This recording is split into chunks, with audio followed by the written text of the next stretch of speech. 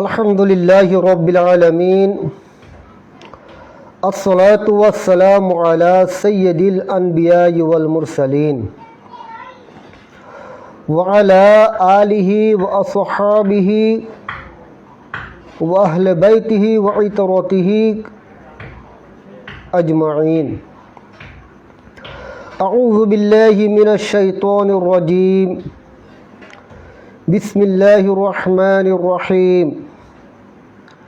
يخادعون الله والذين آمنوا وما يخدعون إلا أنفسهم وما يشعرون صدق الله العظيم وصدق رسوله النبي الحبيب الكريم। প্রিয় দর্শক শ্রোতা, দেশের এবং প্রবাসী ভাইয়েরা, আশিক রাসূল সাল্লাল্লাহু আলাইহি ওয়াসাল্লাম যে যেখান থেকে শ্রবণ করবেন, শুনছেন, আমি সবাইকে রমজানুল মুবারকের শুভেচ্ছা জানাচ্ছি, সালাম জানাচ্ছি। আসসালামু আলাইকুম ওয়া রাহমাতুল্লাহ। প্রিয় আশিক রাসূল সাল্লাল্লাহু আলাইহি ওয়াসাল্লাম, শুরুতে আমি মহান আল্লাহ পাক রব্বুল আলামিনের দরবারে শুকরিয়া আদায় করছি এবং অসংখ্য দরুদ সালাম জানাচ্ছি হুজুর আকরাম সাল্লাল্লাহু আলাইহি ওয়াসাল্লামের নূরানি কদম শরীফে। আল্লাহুম্মা সাল্লি আলা সাইয়্যিদিনা মুহাম্মাদিন ওয়া আলা আলি সাইয়্যিদিনা মুহাম্মাদিন ওয়া বারিক ওয়া সাল্লিম। প্রিয় আশিক রাসূল সাল্লাল্লাহু আলাইহি ওয়াসাল্লাম, আমি যে আয়াতে কারিমা তেলাওয়াত করেছি এটা প্রথম পারা সূরা বাকারা শরীফ দ্বিতীয় রুকু হতে। এই আয়াতে কারিমা তাৎপর্য আলোচনা অসংখ্য, আসলে এগুলো আলোচনা করে শেষ করা যাবে না, কিন্তু একটা কথা শুকরিয়ার বিষয় যে আল্লাহ পাক রব্বুল আলামিন আমাদেরকে এমন নবীর উম্মত বানিয়েছেন যে নবী সর্বকালের সর্বযুগের সর্বশ্রেষ্ঠ, একদম শুরু হতে সূচনা লগ্ন হতে আমাদের পেয়ারা মুস্তাফা সাল্লাল্লাহু আলাইহি ওয়াসাল্লাম সর্বশ্রেষ্ঠ রসুল।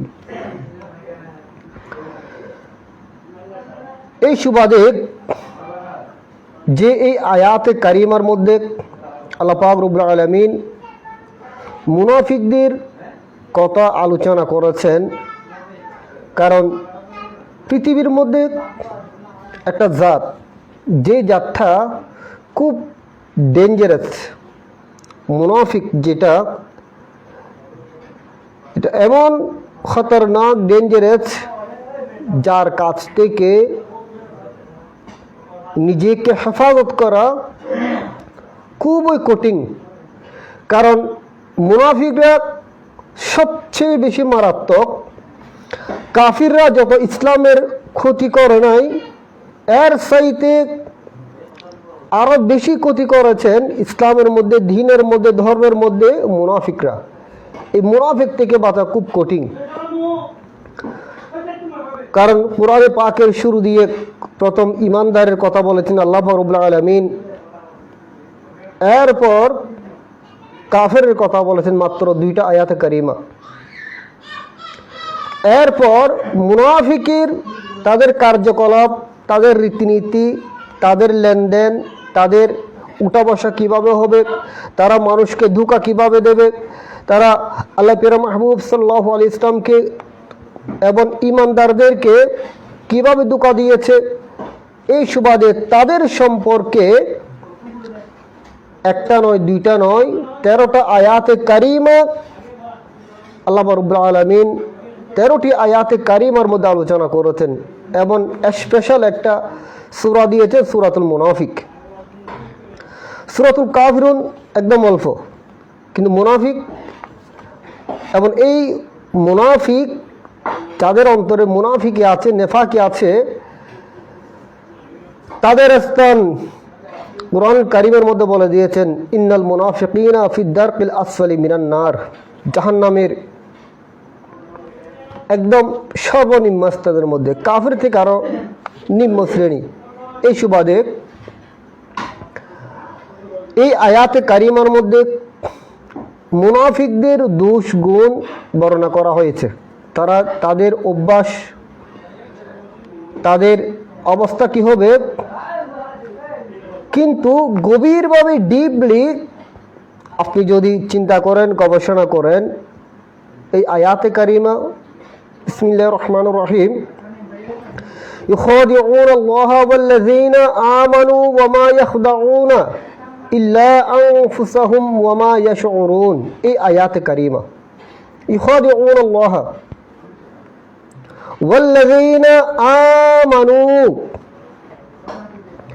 এই সমস্ত মুনাফিকরা আল্লাহ এবং মুমিনগণকে প্রতারিত করতে চায়। কাদেরকে চায়? সেখানে একটা হচ্ছেন আল্লাহর সাথে। যারা মুনাফিক তারা আল্লাহর সাথে সাথে সাথে কার সাথে? ইমানদারের সাথে প্রতারিত করতে চায়, ধোঁকাবাজি করতে চায়। কিন্তু আল্লাহ রাব্বুল আলামিন বলেছেন ওয়ামা ইয়াখদাউনা, অথচ তারা যেন নিজেদেরকে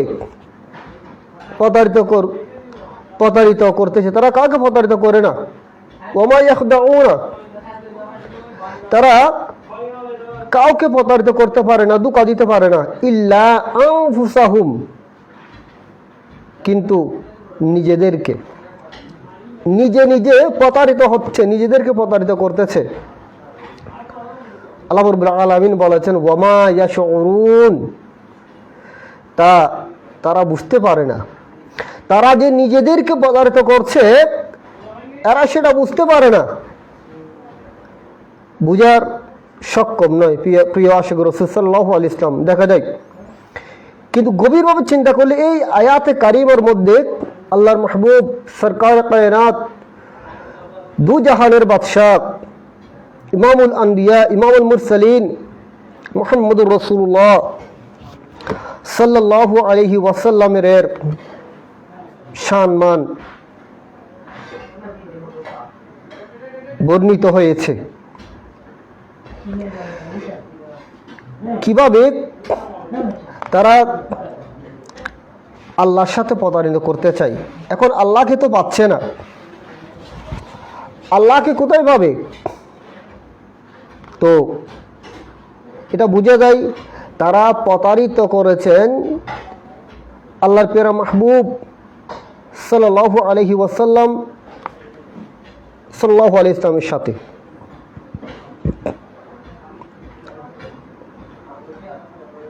তাহলে কত বড় সম্মান ওয়ালা চিন্তা করুন।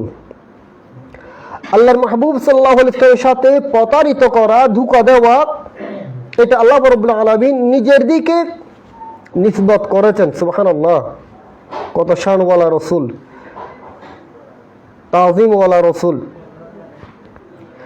তারা তো প্রতারিত করতে চাই, ধোঁকা দিতে চায় আল্লাহকে। এখানে তারা ধোঁকা দিয়েছেন সরকারে মদিনা সাল্লাল্লাহু আলাইহি ওয়াসাল্লামকে, ধোঁকা দিতে চাই এবং ধোঁকা দেওয়ার চেষ্টা করেছিল প্রিয় আশিক রাসূল সাল্লাল্লাহু আলাইহি ওয়াসাল্লাম। তাহলে একদিকে ইমানদারদেরকে, আরেকদিকে আল্লাহর মাহবুব সাল্লাল্লাহু আলাইহি ওয়াসাল্লামকে।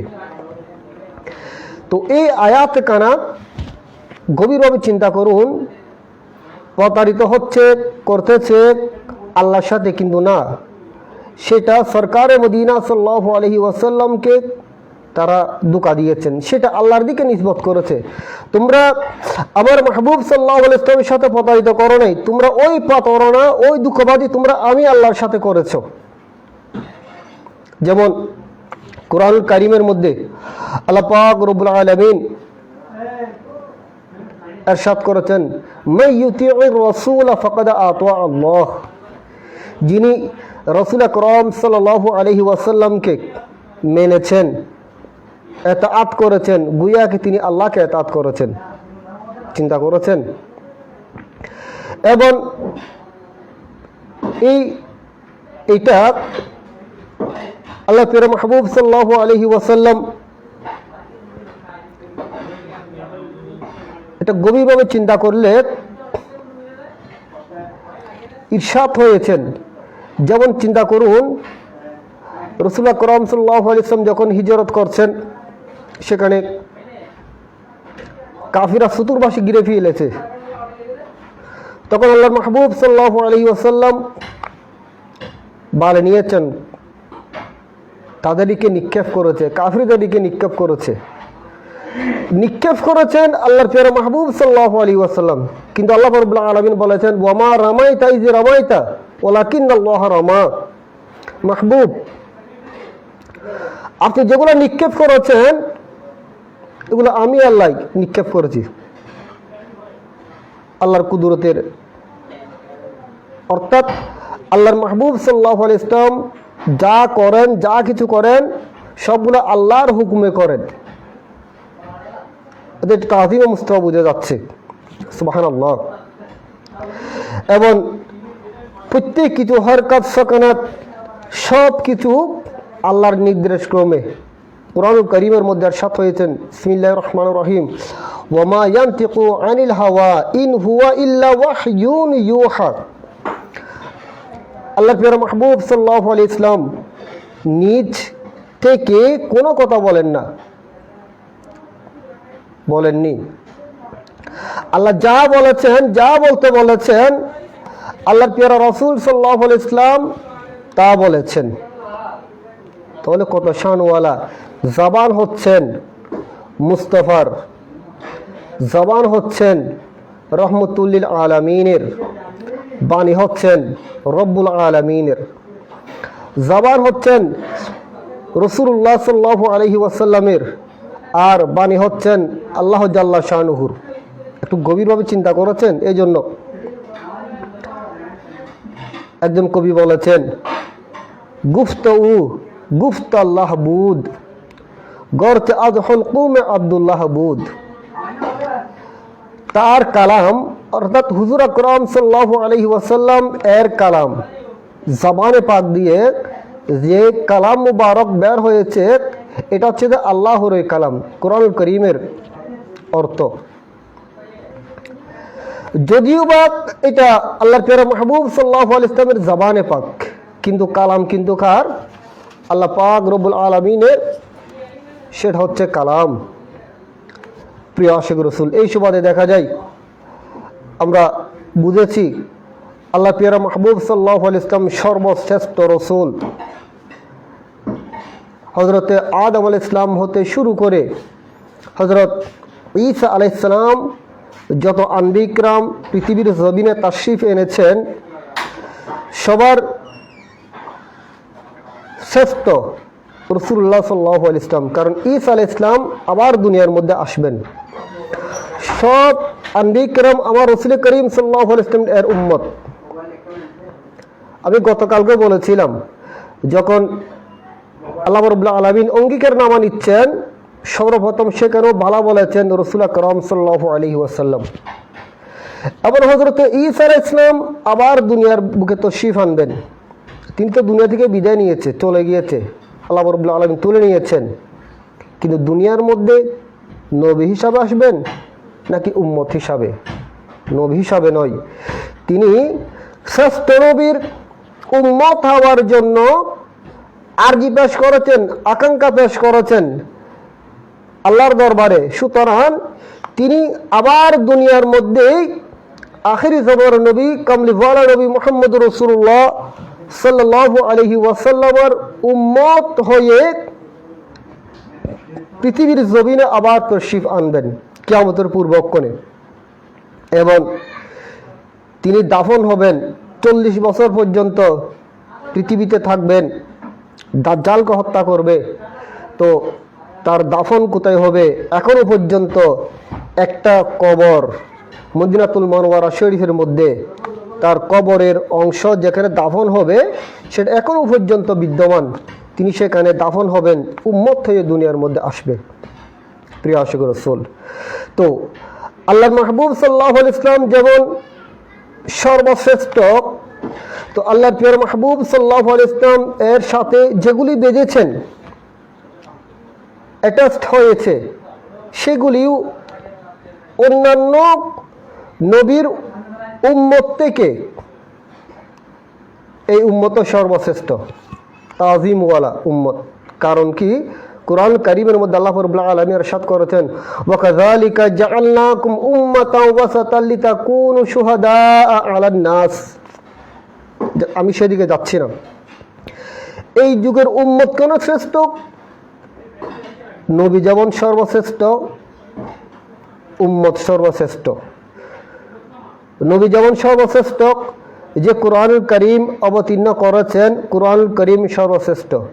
নবী যেমন সর্বশ্রেষ্ঠ, তার সাহাবায়ে কেরাম রাদিয়াল্লাহু আনহুমগণ সর্বশ্রেষ্ঠ। নবী যেমন সর্বশ্রেষ্ঠ, তার আহলে বাইত রাসূল সাল্লাল্লাহু আলাইহি ওয়াসাল্লাম সর্বশ্রেষ্ঠ।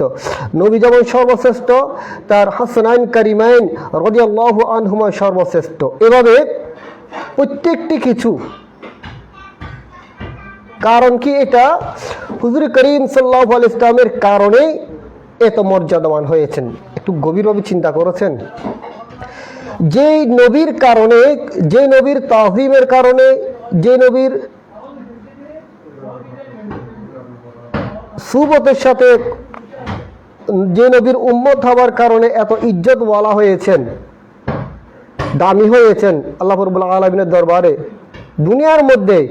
তো ওই রাসূল করিম সাল্লাল্লাহু আলাইহি ওয়াসাল্লামের তাজিম, ইজ্জত, সেটা কতটুকু হতে পারে?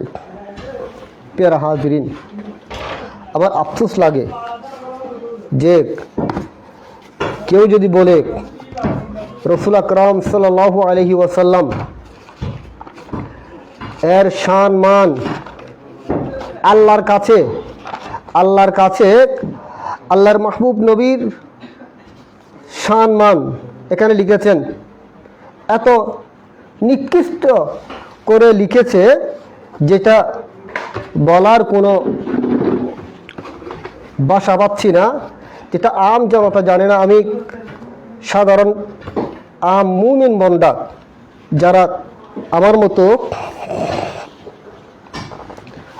মতো মুমিন, এই আমার মতো গুনাহগার বান্দা, আমি আপনাদের খেদমতে আরজ করতে চাই, কেউ যদি বলে তাকে রাসূলুল্লাহ সাল্লাল্লাহু আলাইহি ওয়াসাল্লাম এর সম্মান আল্লাহর কাছে সামাদ চাইতেও আরও নিকৃষ্ট, নাউযুবিল্লাহ, আমি বলে দিচ্ছি, নবী করিম সাল্লাল্লাহু আলাইহি ওয়াসাল্লাম খুদার শানের নিকট সামারের চাইতেও নিকৃষ্ট, নাউযুবিল্লাহ, নাউযুবিল্লাহ বলতে হবে। তাকবিয়াতুল ঈমানের মধ্যে যার লেখক হচ্ছেন ইসমাইল দেহলভী, যেটা খারেজি যারা আছে, খারেজিদের মুরব্বী আব্দুল ওয়াহাব নজদের অনুসারী। আসলে আমার সাথে ব্যক্তিগত কারো সাথে এক জাররা পরিমাণ কোনো দ্বিধাদ্বন্দ্ব নেই, জাস্ট আমি বলে দিচ্ছি, হয়তোবা আমার চোখের মধ্যে পড়েছে, যদি বলে না দিই এটা আল্লাহর মাহবুব সাল্লাল্লাহু আলাইহি ওয়াসাল্লামের কাছে জবাবদিহিতা করতে হবে। তো আপনারা চিন্তা করবেন, যে নবী সর্বশ্রেষ্ঠ রসুল, দুনিয়া এবং আখিরাতের মধ্যে সমস্ত আন্দিক্রাম থেকে সর্বশ্রেষ্ঠ এবং ইজ্জতওয়ালা আল্লাহ রাব্বুল আলামিনের কাছে, ওই রসুলের শানকে যদি আল্লাহর কাছে সামারের সাথে যদি আরও নিকৃষ্ট বলে, সামার কাকে বলে? মুচ্চের জুতা সিলাই, যারা জুতা সিলাই তাদেরকে মুসি বলে। তো তাদের থেকে আরও নিকৃষ্ট যদি কেউ যদি বলে, আপনারা সাধারণ মানুষ, আপনাদের বিবেকে প্রশ্ন রাখলাম, আপনারা তাদেরকে কি বলবেন? এটা হচ্ছে তাকবিয়াতুল ঈমান 11 পৃষ্ঠায়, তাকবিয়াতুল ঈমানের মধ্যে 11 পৃষ্ঠায় আছে, আপনারা পাবেন। যে আল্লাহ রাব্বুল আলামিন এদের কাছ থেকে, আল্লাহ রাব্বুল আলামিন সবাইকে হেফাজত করুক। যে আমার কাছে কিতাব আছে, আমি কিতাব খুঁজতেছি, আমার কাছে এখানে যেটা আছে এটার মধ্যে 27 পৃষ্ঠার মধ্যে আছে, 27 পৃষ্ঠায়, অর্থাৎ আল্লাহ মাহবুব সাল্লাল্লাহু আলাইহি ওয়াসাল্লামের শান তারা লিখেছেন, নাউযুবিল্লাহ। নাউযুবিল্লাহ বলতে হবে। এটা আমি আপনাদের বিভাগের মধ্যে প্রশ্ন রাখলাম, ডিপলি একটু চিন্তা করবেন। তো রসুলের শানের ক্ষেত্রে কারোর সাথে কোনো কিনে আপুস নেই, এবং আমার সাথেও কারোর সাথে কোনো দ্বিধাদ্বন্দ্ব নেই। জাস্ট আমি পড়েছি, বলতে বাধ্য হয়েছি, বলার প্রয়োজন। আপনারা যারা আম জনতা, তাদের লেবাস দেখে, টুপি দেখে, দাড়ি দেখে ঢুকে গিয়েছেন, খারি সমর্থন করছেন এবং আব্দুল হাব নজদের অনুসারী হয়েছেন, আপনারা একটু ডিপলি চিন্তা করবেন। আল্লাহ রাব্বুল আলামিন প্রত্যেকটি মুমিন মুসলমানদেরকে আল্লাহর মাহবুব সাল্লাল্লাহু আলাইহি ইসলামের সম্মান বুঝার তৌফিক দান করুক, এবং ঈমান আকীদা হেফাজত করে বর্তমান প্রেক্ষাপট হতে, পরিস্থিতি হতে, বাতিল থেকে ঈমান আকীদা হেফাজত করে সঠিক ঈমান নিয়ে আল্লাহর মাহবুব সাল্লাল্লাহু আলাইহি ইসলামের মুহাব্বত অন্তরে ধারণ করে, কলবের মধ্যে, হৃদয়ের মধ্যে ধারণ করে দুনিয়া থেকে যাওয়ার তৌফিক দান করুক। ওয়া আখিরু দাওয়ানা আলহামদুলিল্লাহি রাব্বিল আলামিন। আসসালামু আলাইকুম ওয়া রাহমাতুল্লাহি ওয়া বারাকাতুহু।